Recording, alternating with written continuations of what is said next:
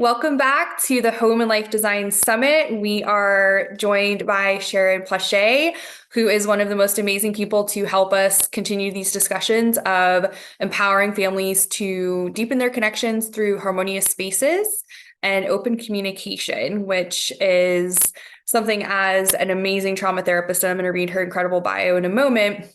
But it's so important to understand how to communicate by understanding who you are and how your past experiences have shaped where you are in this moment. We are in this moment wearing pretty much the exact same shirt.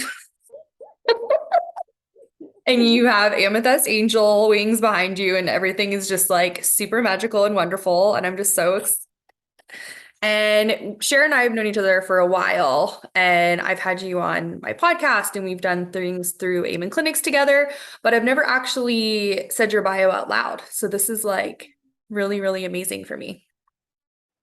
And I love that your baby is there.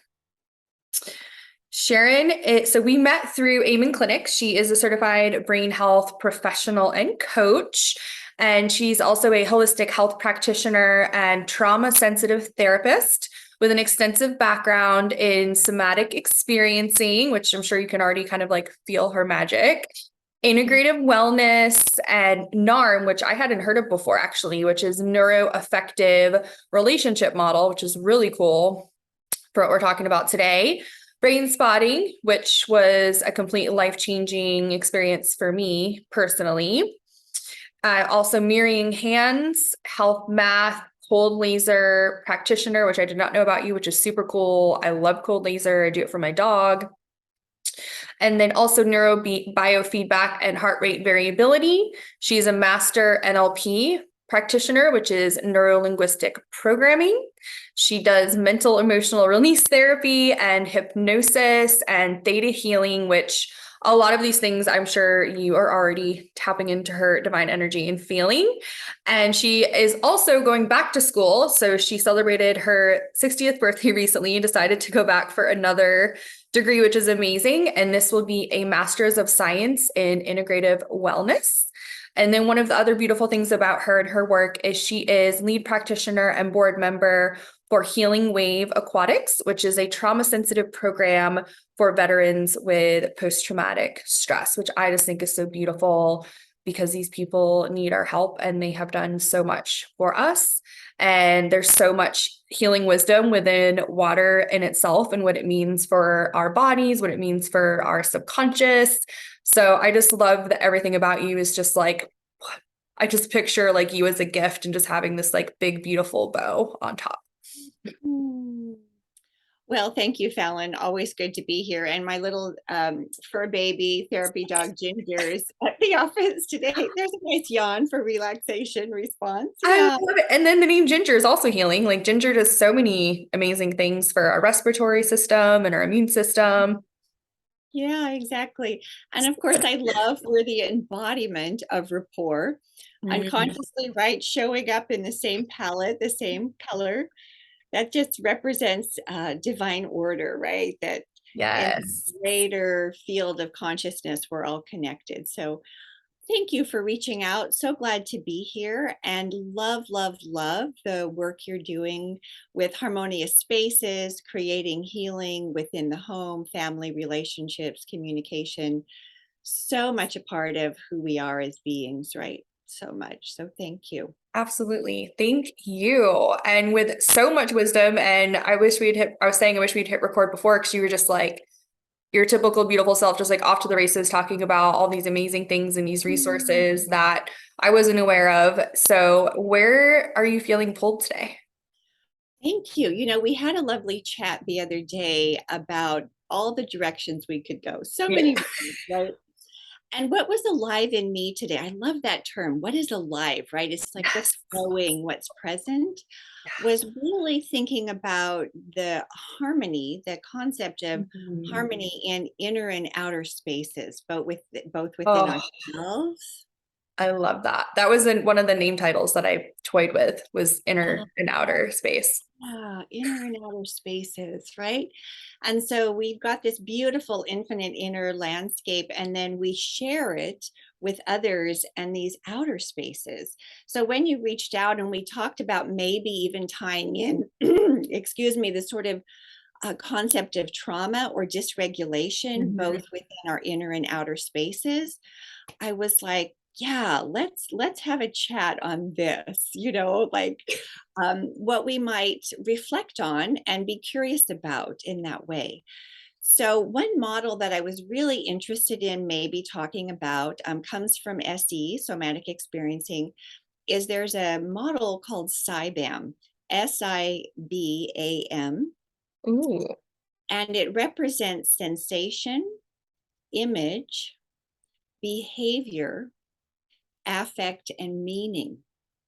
Whoa. And I was really curious because a lot of the times we'll get stuck on one of those tracks Right. and it gets overemphasized and others get disregarded or frozen. When we think about something's overly active or underly active, like in a trauma model. Right. So I was thinking this would be fun to bring into this concept of the space that we share in relationship and community and in our homes. Yeah. So if we started with sensation, the first thing I'm thinking is like, we're sensory beings, right? We're organisms with an alive sensory system. That's our nervous system that's always alive and tracking. And so we can go in and be aware of our inner sensations, what we're experiencing, and also what an environment has in it as a sensory stimulus, and also how the environment impacts us on the inner world. Totally. That's like everything I'm about. Exactly. So, let's have a chat about just the sensory, like what our sensory systems are for a minute. Yeah. And then we'll go into the others. What are you thinking? So I'm all about, the stimuli and how it's related to how your brain is processing it and if it's related to an issue, whether it's subconscious, conscious, etc.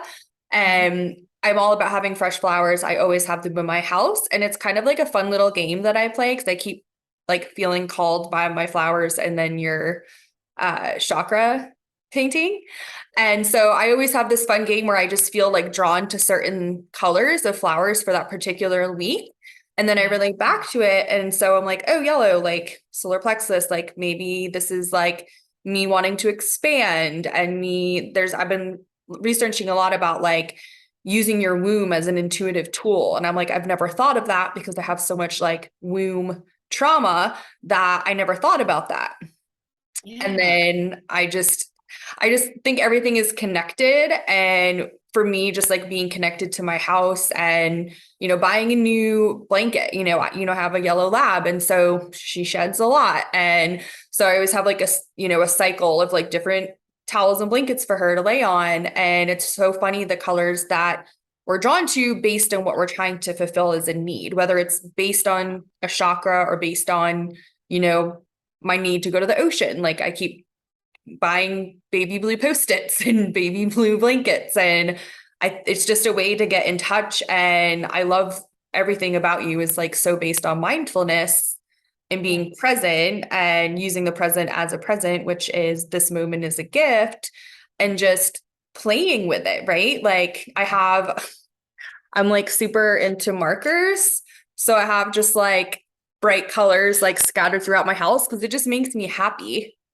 And a lot of people don't think about the colors, but then also the texture, right? Like this pen is like so fun. It's literally a pen, but like fuzzy. Yeah, and I love this. So you're doing what we naturally do as human beings, right? We start to be aware of the sensory impulses that come in or that attract us. And Mhm. that starts to go into the second one, eye image, right? So we can have an internal image, right? Or we can see something in the environment, and these often play off of each other. So when I think about regulation from a trauma perspective, right? We want to first feel safe, have a sense of safety, and with that there's grounding in a sense. Mhm. We're safe and comfortable in our own body, we're safe in an environment, and the sensory channel, the sensation of what our body feels when it walks into an environment, is it yellow, is it fuzzy, is there the soft blue, is all registering exactly through the brain neurosynaptically, both in the present moment and what other coupled or past experiences are fused. Mm, So when we're looking at our own journey and our environments, like you said, having the mindfulness of what do I need in this space to, yeah. one, support safety. Two, what else do I need in this space that I feel like I actually belong? That this is an environment that has the elements that invite me to be present, not, not disassociated or guarded, but fully Hmm. present. And that comes with safety, right? And how can Yeah. we bring others in to belong? So, this sensations of when we think about coming into our own space, inviting other people, how do I feel in my space? So some of us are super visual, and but a lot of the kinesthetic, we think of learning styles: visual, Yeah. kinesthetic, auditory. So auditory is in that sensation, what sounds are there, right? So these trauma models we can actually apply to environments too, right? So they're trauma sensitive environments. So when I work with someone, I'm really cognizant of, are there comfortable things, light, textures, sounds, smells that are either soothing, grounding, or regulating for the nervous system. And we can do that in our home for ourselves and for our family, right? So then if we go to another part of SIBAM, I'm going to jump to the A, Yeah. affect. That's the emotion. What emotion does it evoke? So when you said yellow, I'm like, or the soft blue, I'm like, what emotion, right, becomes alive in you? Hmm. And so we can work with that because we're so responsive as beings, right? What emotion does, how much space, parapersonal space is there? And what emotion do I have with that? How close is the proximity of the chair to the sofa, or the person to me, or like my little therapy dog, this close textural interpersonal relationship is both creating value and meaningful life in the present moment. And it also is creating the potential of the environment for healing or disconnection, right? Disconnection's lack of social engagement, lack Yeah. of communication. And then before we get to the B in that SIBAM, I like to go to the M, because the M is meaning. And for a lot of people in the therapeutic model, like, what story are we telling ourselves? Ooh, yeah. Or what's the meaning when I walk into this space? Like, what do these amethyst angel wings mean to me, right? What do they mean to you? What does it mean to have fresh flowers? What does it mean to have natural daylight coming in?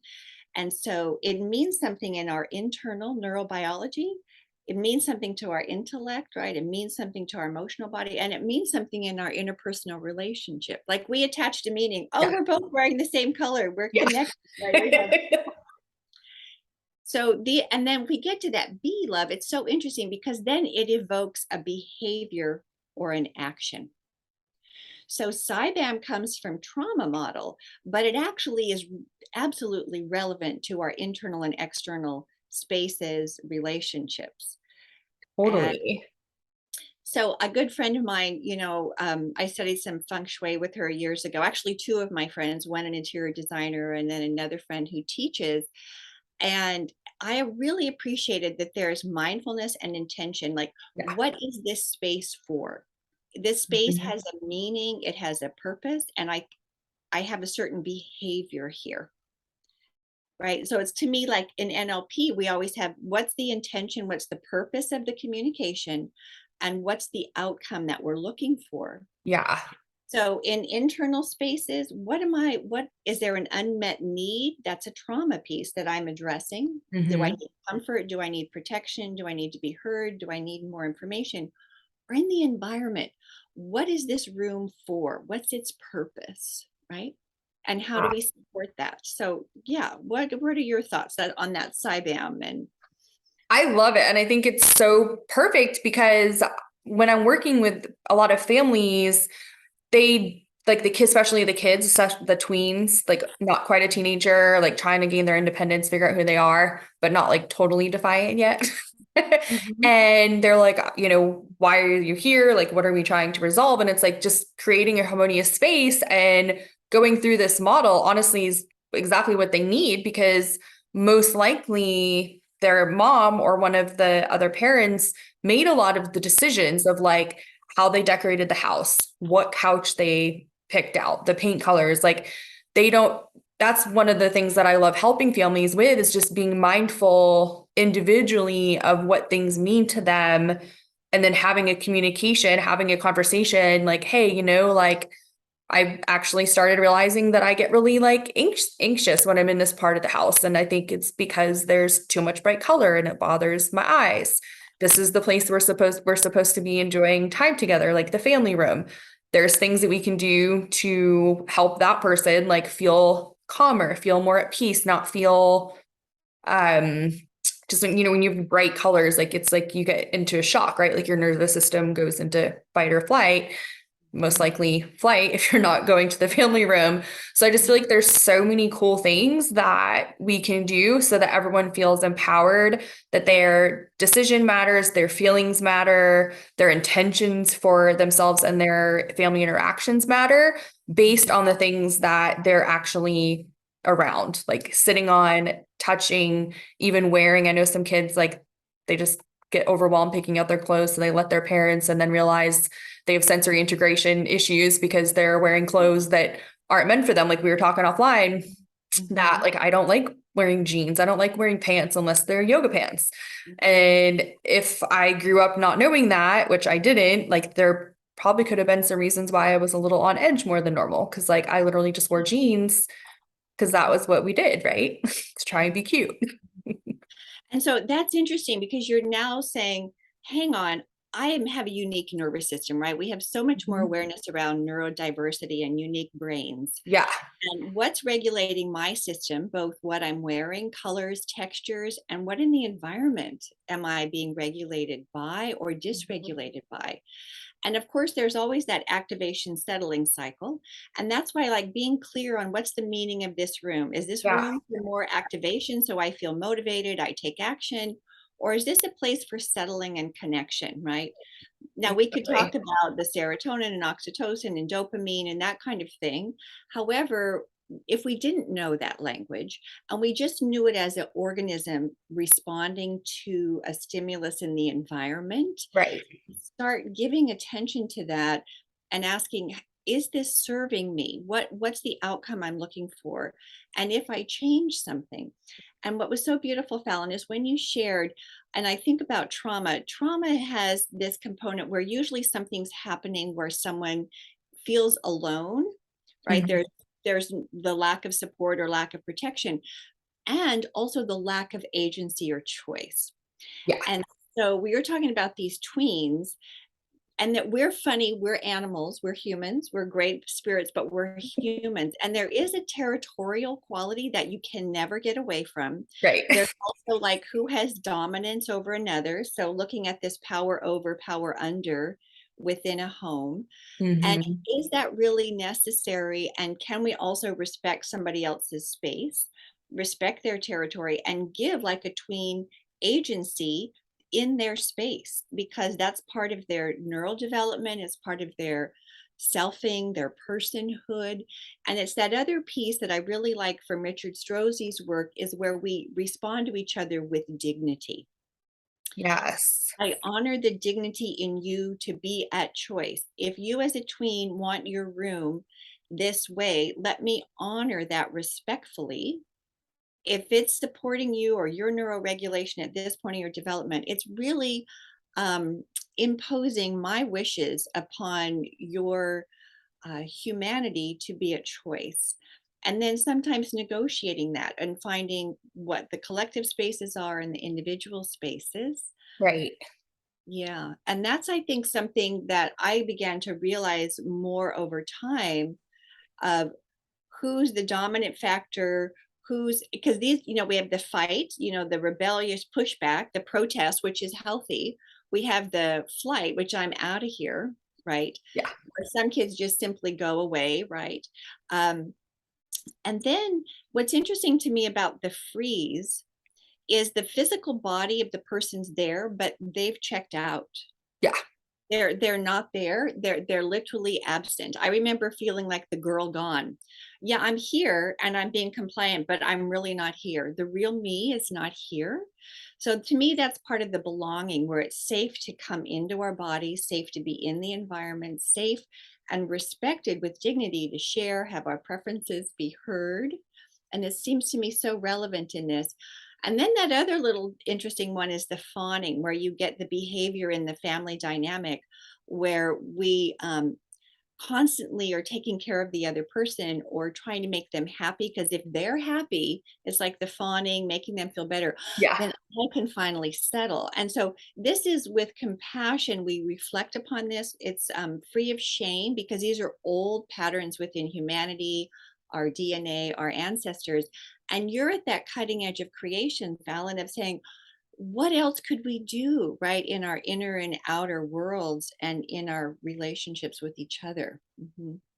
Yeah, I love that. It's so funny. I'm like reflecting on what I said and you mirroring it back to me. And I'm like, yeah, that makes sense. Like, I didn't really feel like I had a voice. Like, when I look back at my room and how it was designed, like, I hated it. It made me feel icky. And I just didn't know, right? Which is why I love my space. I moved in November into this beautiful apartment and I'm like, I want just color. Like I don't want it to be like obnoxious or anything, but like I love having like just little markers somewhere and like little small art pieces of color. It makes me so happy now that I know what's appealing to me and what I need to feel at home. Like when I walk through the door, like I feel safe. I greet my home, I greet my babies, and I say, I'm like so happy that we're here. I'm so happy we have these beautiful things and these like wonderful, comfortable areas to just be together, you know? It's so fun, because you know what I was thinking when I was walking out the door this morning is a lot of people are familiar with your love language. How do Yeah. you know you're loved? And I thought there's probably like, how do I know this is home for me language? Yes, What totally. is it that I need in this space to be fully at home in myself and this Yes. environment? And to me, the SIBAM might be there. What sensations do I need to experience when I walk in? What does it need to look like? What behaviors am I going to enact when I'm in this space? I know I belong here. How Yep. does it affect me emotionally? And what does this mean? Right. So I don't know, maybe there's a book in there for you, Oh my the God, I love that. Yeah. I always say, what are your 5 core feelings right yeah. now when you're doing a slow walkthrough? And then I want you to think, meditate, pray. What are the 5 feelings you really want for your home? And then, like, that's the equation of us making this transformation. Yeah. And I have a girlfriend who's a designer that came up with something called design tray. She would lay out on a tray Mm. all these different shapes, colors, textures, and invite someone to select intuitively, to then know that these elements need to be in their environment. That's so cool. I love that. Yeah, so there's so many beautiful ways we can tap into what we as a complex organism moving through space and time, interpersonal relationships might be seeking. Right. Yeah. I love that. Yeah, so fun. And we both love being creative. So, and Yeah. I think as human beings, actually, we are in creation in process, right? So these Mhm. reflections and adventures and curiosity is like, how am I creating my inner world? How am I creating my outer world? If I do this, what if I do that? Or what if I do that? And have fun with it, Yeah. and maybe not always know, live with it a little bit. What would happen if I tried this on for size? Um, yeah, it's just the whole thing of like even understanding that in the morning we need that brighter blue light to activate the brain for motivation and action. In the evening, we need that softer golden orange light to then quiet down and activate the melatonin. Melanopsis in the morning for activating the brain, and then the melatonin in the evening for quieting. So again, activation, Yeah. settling chemicals. So bands of light, right? Color, and what works for me. Yeah, and I love that you shared because that's so important and where I see us going for the next 5, 10, 15 years. Maybe the houses are the same size, but the yards are much bigger and there's a lot more natural light. and the back of the house having a lot more windows, because when you start having the blue and the greens in your visual field in the morning, just naturally, it does so much for your brain. You have better ideas, you follow through on your ideas, and you're actually more active just in general. Like you get more done, like you feel better in your body. And it's just so amazingly powerful how big the colors are in everything about us, like our energy as well as our conscious mind. Yeah. And in a way, it so makes sense, right? I always giggle. We never came with an owner's manual of being Yeah. human. And then nature is often reflecting back to us, giving us the gift of that understanding. And really, this gift of taking a moment mindfully to pause and go in and say, how am I? Where am I? where where do I feel the deepest sense of calm, grounding, safety? Where do I feel a natural desire for social engagement? Where is it that I experience dignity? How can I foster that for myself and with others? And then reflect that into the environment. It's a super exciting time, So right? fun. Yeah. So fun. Super exciting. So I know Mhm. you have an amazing free gift for the audience. Would you please share what it Oh, is? yes, one of my greatest passions is having tools to be able to pause for a moment and be able to reflect or be mindful. So I would like to offer a reflection, like a mindfulness reflection on SIBAM. What is it in my environment that's really Mhm. supporting both regulation in my inner and outer world, right? So Wow. a real simple, just reflective meditation. So it's a tool takeaway. And on my website, I have a section called gratitude gifts. So there's some other meditations and things there. So Oh, it'll get posted in the gratitude gifts, so it's a way of saying thank you and really wanting to make sure everyone that takes the time to tune in, that they really feel a sense of their own dignity and honor, and that they really are welcome and belong in their body, in their world, and that they're also empowered and that they have enough courage and enough safety to really be all that they desire, right? And for themselves and for their beloveds, right? Their family and their community. So, any tools that we can share are always, always helpful. I've learned so much from others, and I'm so grateful to just keep, what do they call it? Like paying it forward. To me, I see it as yeah. waves, like Yeah. washing forward. Mhm. I love that. And that's so generous. And I'm sure everybody listening would say, like, you have the most calming, beautiful voice, which is why you've been able to do some special projects for some pretty big names. So if you've heard her voice before, that's because she's amazing and she does a lot of guided meditations that are just so soulful and just so beautiful. Yeah, thank you. And I would say anyone that's listening, it would be a real gift to work with Fallon. Her insight of both the lived experience, which is the richest to me way that we come. We take intellectual information and then we embody, and the combination of the intelligence and the lived experience that you have of the brain, the body, the environment, and anyone listening would really be blessed and honored to work with you. So I just want to affirm that. It's Mhm. very sweet. I appreciate you so much. Yeah, same here. Always great to be with you. Thank you so much for being here. Such an amazing, amazing time. Always grateful for your love, energy, and insight. And I look forward to seeing everybody in the next conversation. Yeah. Bye for now.